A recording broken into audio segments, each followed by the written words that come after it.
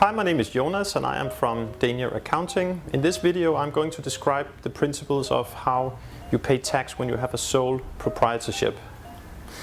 So I'll try and illustrate here how it works. When we talk about taxation for sole proprietorships, we always have to look at the revenue. And in Denmark you basically pay tax on your sales minus your costs. So I'll try and write here on the whiteboard. So you take your sales, you minus your costs,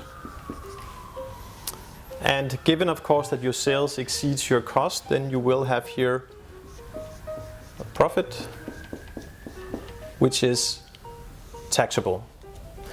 So when you have a profit in Denmark, then the tax that you pay here we call for B tax. You might have heard, if you had a job in Denmark before, you might have heard the other phrase which is called A tax. So these are the two different types of tax we talk about when we talk about people in general. The A tax relates to salaries, so that relates to if you have a job, for instance. So that's salaries.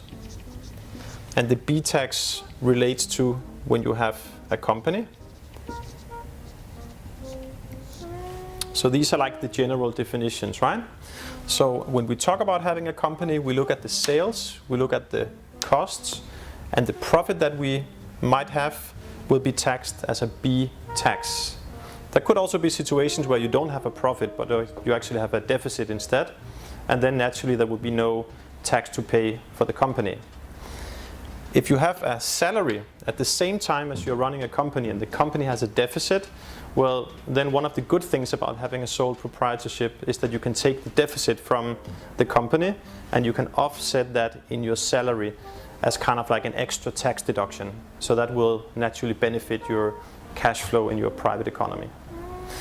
So, but in this case we will focus on the B tax. So I'll just do like this here.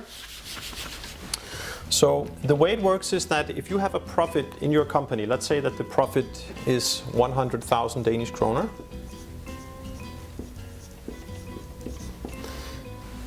Then what we do is that normally when you run your business, you have to do accounting ongoing. You might have some VAT to declare, so you have some bookkeeping being done. Either you're doing it yourself, maybe you're paying us to do it.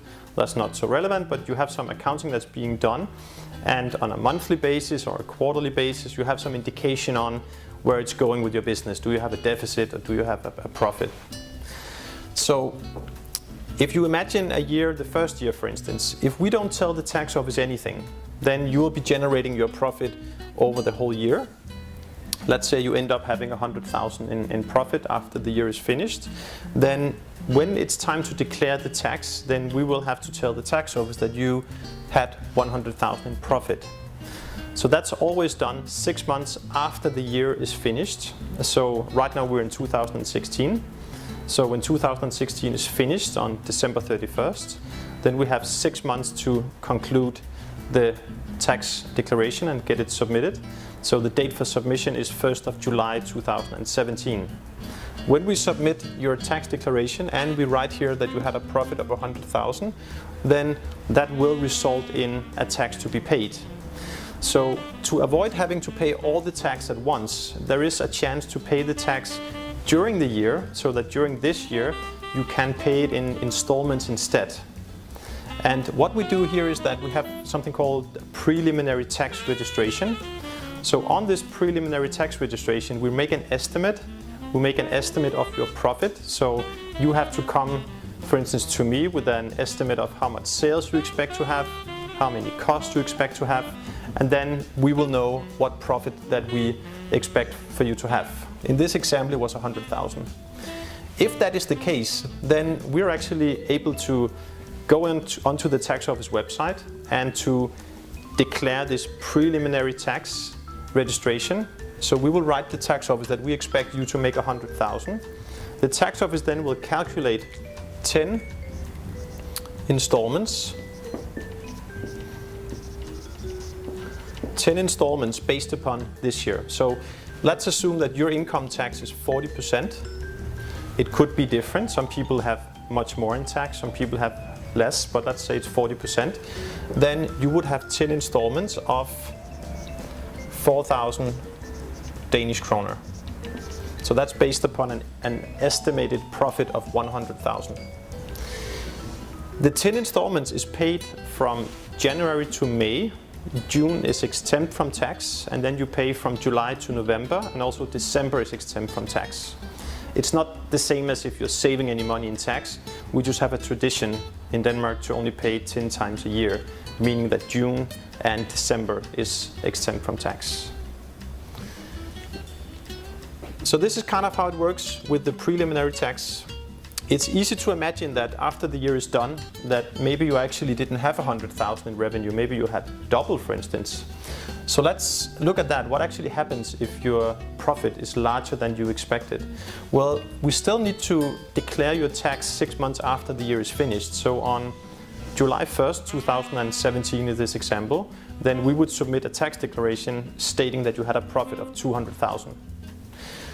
The tax office then would look at it and say, okay, so he paid us 10 installments of 4,000, which was equivalent to the tax of 100,000. So actually you would need to pay them an additional 40,000 in tax. So that is what we call in Danish a restskat. That's a remaining tax that you need to pay. So this tax will be added some interest and some fees. So it will be a little higher than if you had paid it in these 10 installments here. So your motivation here is to try and estimate as precise as possible to avoid these interests. There could also be a situation where you're paying too much in tax. Maybe you estimated 300,000 in preliminary tax, but ended up earning only 100. In that case, you would have spent a lot of your cash flow paying for tax that you actually didn't need to pay.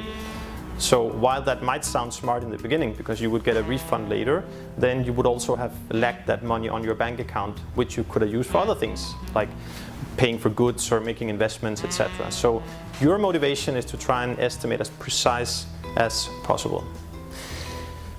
This system here, where we pay a fixed percentage of our profit, is called, we call it in Danish, personskatteordningen. It's kind of like, you could say, personal tax system. And this system here works for most people.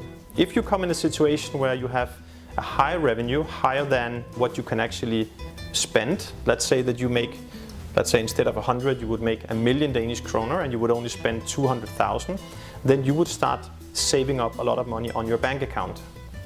And of course, if you're saving up money on your bank account, it's not very funny to be paying 40% in tax of that money, since it's quite hard to consolidate then if you have to keep paying such a high tax percentage.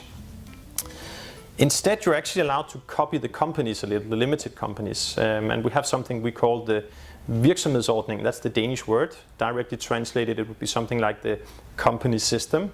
And what that system involves is that you're allowed to pay a 22% tax, a temporary tax, and here we're talking only about sole proprietorships, not limited companies, but a sole proprietor is actually allowed to pay a temporary tax of 22% of money that he's not spending. So the law, the rule is that they have to be deposited on the company bank account. The same second it's withdrawn from the company account to his private economy, then they will be taxed like normal, right? But if you're able to save it up on your bank account, the company account, you can have a temporary tax of 22%. Now, the money that you take out for yourself, for your private expenses, like to pay your rent at home, to pay food, etc., they are still taxed with a normal percent. That could be 40, it could be 50, but there is no difference there. So the only thing you need to know here is that there is two popular systems. There is three in total, but we normally speak about these two, the personal tax system and the company tax system. And you just need to know that if you're making a lot of money, much more than you can spend, then you might want to look into this company tax system and see if you could consolidate a little better by only paying 22%.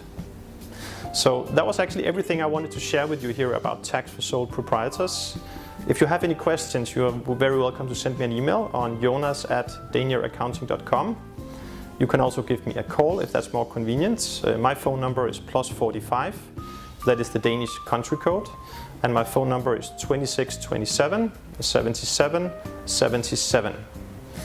If you need a quotation, let's say you want some help with changing your preliminary tax, for instance, well, on every subpage here on the website, you will find a link to getting a quote, so feel free to use that one.